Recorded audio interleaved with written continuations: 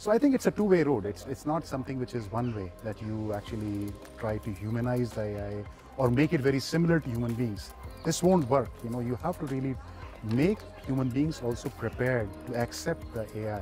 Because if you humanize the IT too much or AI too much, what in essence you are doing is, at some stage, the AI will appear to be eerie for the, for the individuals. So you have to make it seamless somehow. In fact, in the coming times, where we want to see AI and human beings is a seamless work environment where there is a collaboration between the AI and human beings.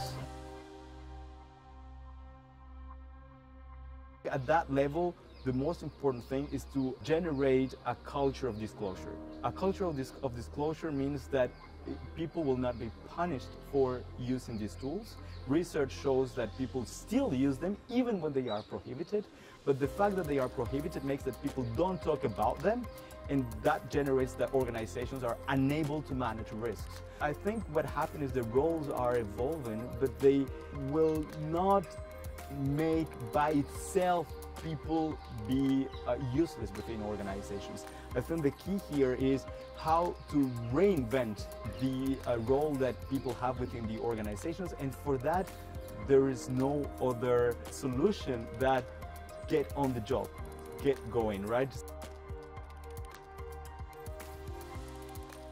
I really like the discussion we had on trade-off. That's something I was never really thinking about. And at Nestle, we're really an end company, so we keep on wanting the top line and the bottom line, the speed and the quality and the data and. So I think to be aware of the trade-off and how we make it explicit.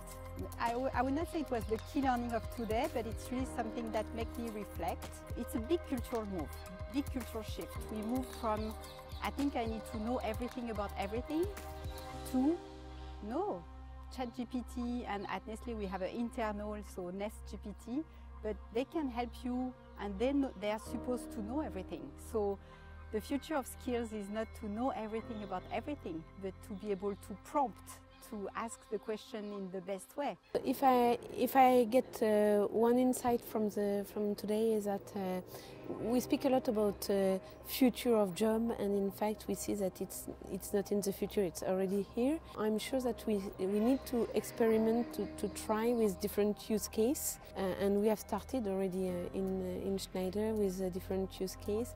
And what will be important for me are two things.